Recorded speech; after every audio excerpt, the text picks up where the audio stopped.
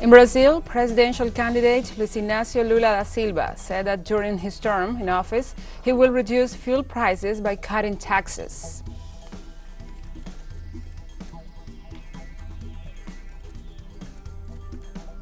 In Chad, exceptional floods destroy villages, affecting tens of thousands in the landlocked nation.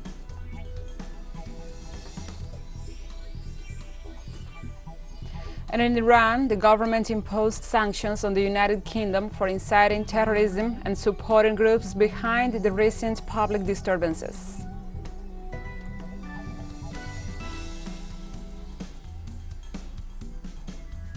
From the headquarters of TeleSUR English in Havana, Cuba, this is From the South. I'm your anchor, Gladys Quesada, and these are the news. In Brazil, the presidential candidate for the Workers' Party, Luis Inácio Lula da Silva, assured that during his mandate he will reduce the price of fuel by means of a tax cut. Lula da Silva promised to carry out a review of the change in gasoline taxes by the federative units, with the objective of reducing fuel prices without changing the policies of the state-owned Petrobras. During Jair Bolsonaro's administration, the price of gasoline was raised by 18% in exchange for a financial compensation to the states at the beginning of 2023. In the meantime, the electoral campaigns moved forward ahead of the October 30th elections, with activities of Lula da Silva in Sao Paulo and Bolsonaro in Brasilia.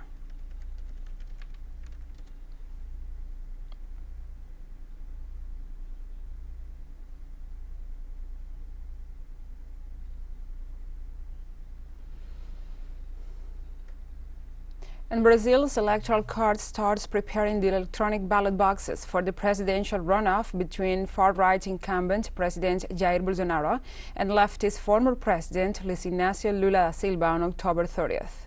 The Liberal Party candidate, Jair Bolsonaro, on multiple occasions questioned the legitimacy of his country's electoral system.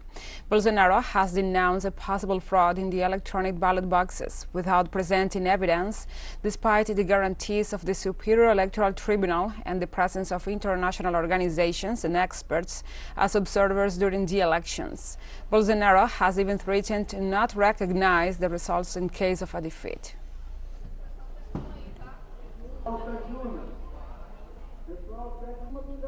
In Bolivia, President Luis Arce highlighted the country's economic recovery 2 years after his administration electoral victory.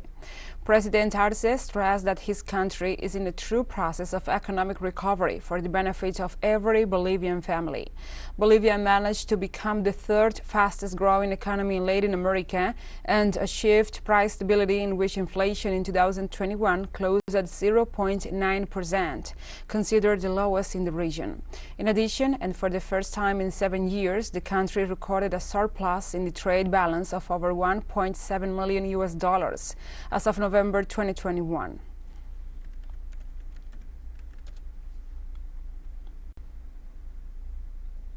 In Peru, around 10,000 prison workers began an indefinite national strike demanding labor improvements.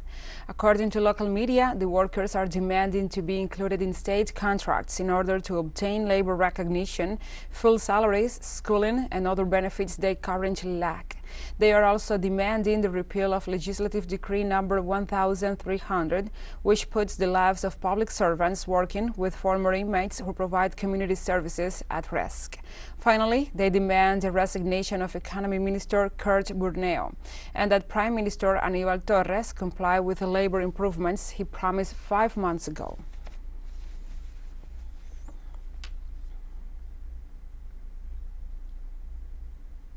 In Ecuador, government delegates and representatives of indigenous organizations met at the Ecuadorian Bishops Conference to study the follow-up of the agreements reached at the dialogue roundtables that ended on October 14th.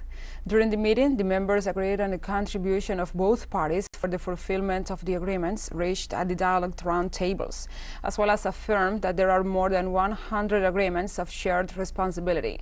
In this sense, they informed that the follow-up process will include the creation of a monitoring commission, which will have 5 stages. The meeting was led by the Undersecretary of Governance, Sebastián Salazar, together with members of the Ministry of Government and delegates of the indigenous organizations.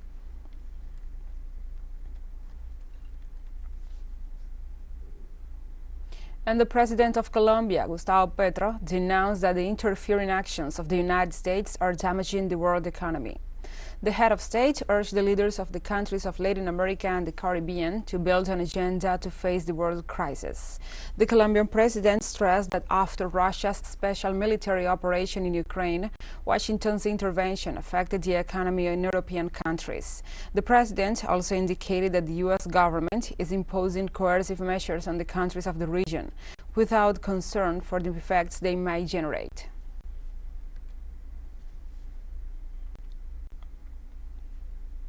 In Paraguay, indigenous organizations denounced the forced eviction of a community living in the city of Nueva Toledo, in the southeastern part of the country.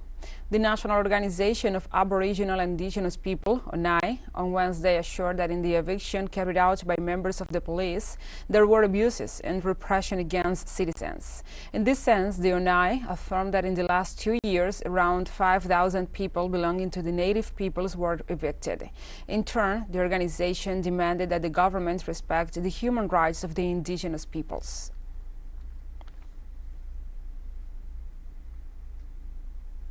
A year after El Salvador declared Bitcoin as its second legal tender, the vast majority of the people reject the implementation of this economic policy promoted by Nayib Bukele's government.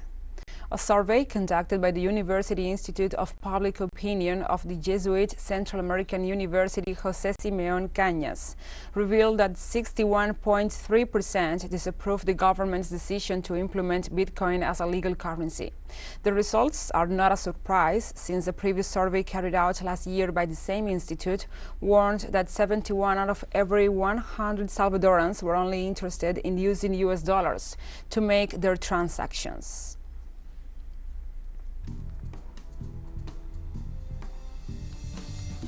We'll take a short break, but first, remember you can follow us on TikTok account at TeleSUR English, in which you will be able to see news in different formats, news updates and more.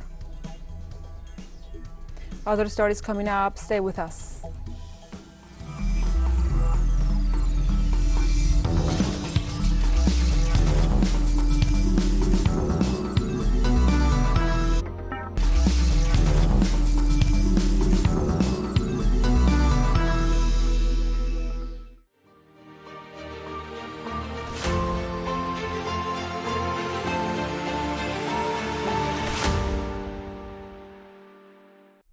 Welcome back to From the South.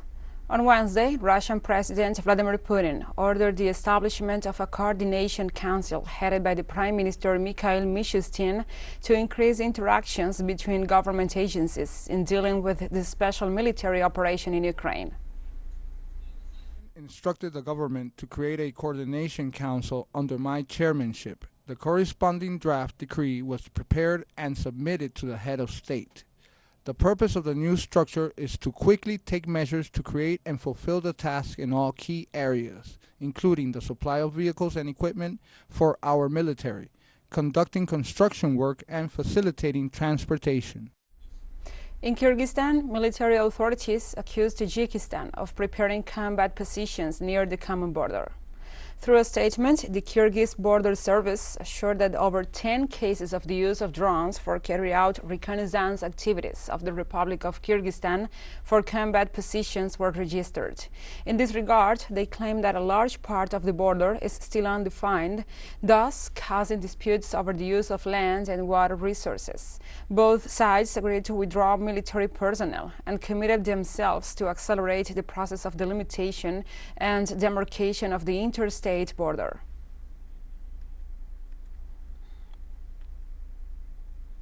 European Union leaders said Thursday's joint summit seeking measures to contain a growing energy crisis will be difficult.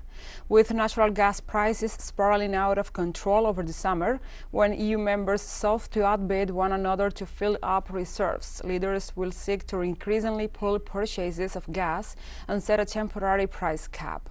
Most EU leaders vow to stay on the course. Yet, Hungarian Prime Minister Viktor Orban contradicts most leaders by saying that the Western sanctions primarily hurt EU citizens, not Russia. Finding a common answer to the energy crisis is proving extremely difficult, even among nations that often are on the same side of any EU debate.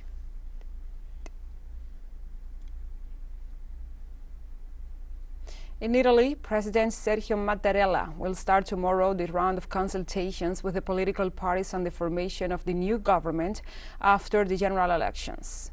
According to official media, the president will negotiate with the main political forces of the country in the day that will take place in the Roman Palace of Quirinale from the Thursday, October 20th. It should be recalled that the coalition comprising the extreme right-wing party Brothers of Italy, led by Giorgia Meloni, Liga, led by Matteo Salvini, and Forza Italia, led by former Prime Minister Silvio Berlusconi, led the parliamentary elections with more than 44% of the votes cast.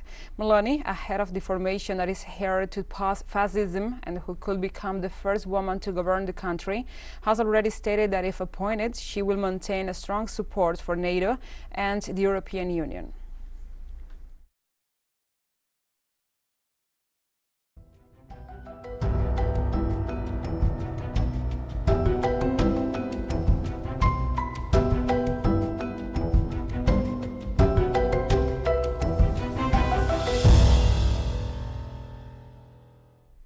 Now we move on to other topics. In Venezuela, authorities continue working to clean up the affected areas in Las Tejerias after the heavy rains. The Venezuelan state also carries out reconstruction work in which technical and scientific personnel are involved. Likewise, the area of El Castaño in Maracay, the capital of Aragüeña, is also being evaluated for its reconstruction.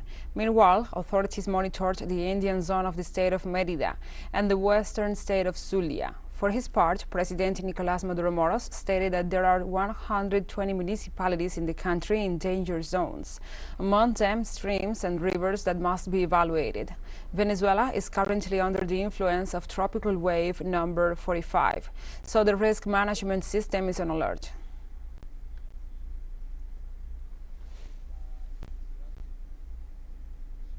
In this context, on Wednesday, learning activities resumed in Las Tejerias. The educational centers affected by the heavy rains registered on October 8th were completely restored. According to President Nicolás Maduro, to date, a total of 14 schools were refurbished.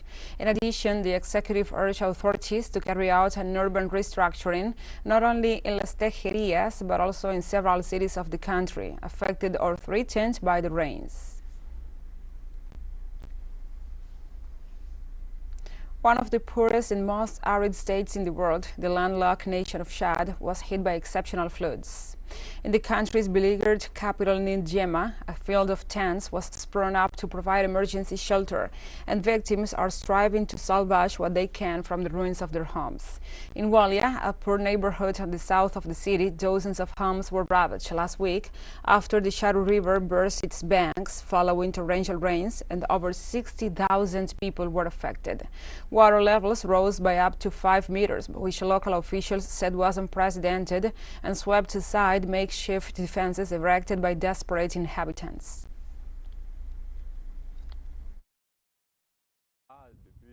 We have been here for almost 5 days now. We are putting earth in sacks to make a dike to prevent the water from washing away Walia's Good Samaritan Hospital. It was yesterday around midnight when the water came in. We whistled for help. We collected things to make a barricade, but until around 8 a.m. we were overwhelmed. Right now we are still in the water. We have no strength left. And we have more news coming up after a final short break, so stay with us.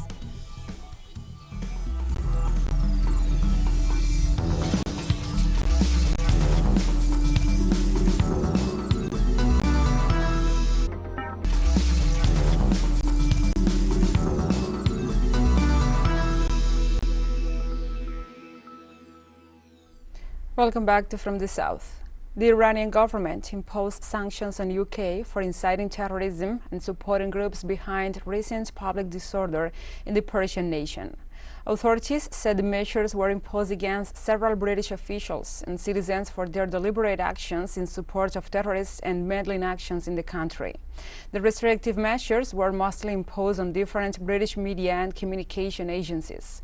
Also, Tehran held London responsible for supporting terrorism and violating human rights.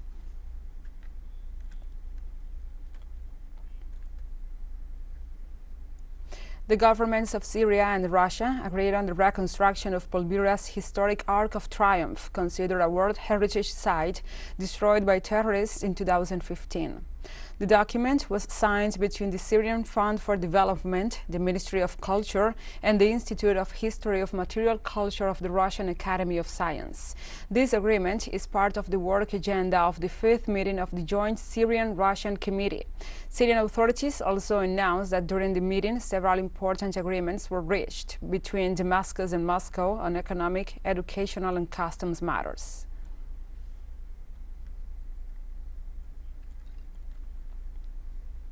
On Wednesday, President Bashar al-Assad reaffirmed serious support for the Palestinian cause after meeting with representatives of resistance factions in Damascus.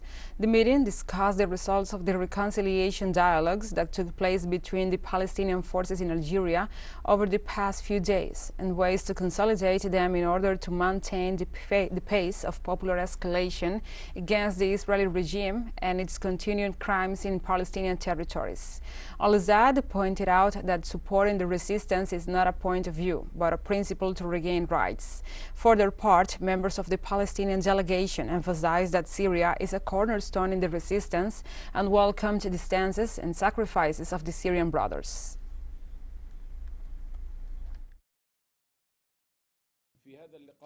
In this warm meeting, we found that the President Bashar al-Assad was determined with a firm conviction to support the Palestinian people and resistance in any way possible. This is a glorious and important day in which we come back to our dear Syria to resume joint work between the national and Islamic factions. We have agreed with the President Bashar al-Assad to move on from the past and look to the future. In Cameroon, 3 people died of cholera and 39 others were infected in the Minna-Wau refugee camp in the north of the country. The United Nations reported that the first case of the disease was diagnosed on Saturday in the camp, and as of Tuesday, 24 of the 39 patients were receiving treatment at local health centers. The organization also announced to be working together with the national government to provide urgent medical attention to those infected and break the chain of transmission. In this sense, they assured that drinking water sources and sanitation facilities are insufficient due to the growth of the camp's population, which now houses almost 75,000 people.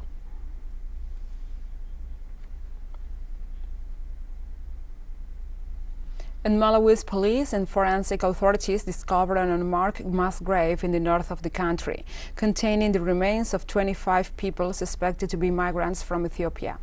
Police spokesperson Peter Kalaya informed that the grave was discovered late on Tuesday, but the location was cordoned off and started being exhumed as of Wednesday. Police authorities were alerted by villagers in the Mzimba area, about 250 kilometers north of the capital Lilongwe. Evidence gathered from the site indicate the victims were Ethiopian males aged between 25 and 40 years old, buried probably not more than a month ago. Malawi is a popular route for illegal migrants from East Africa being smuggled to South Africa. Between January and September this year, authorities intercepted 221 illegal migrants, 186 of whom were Ethiopians.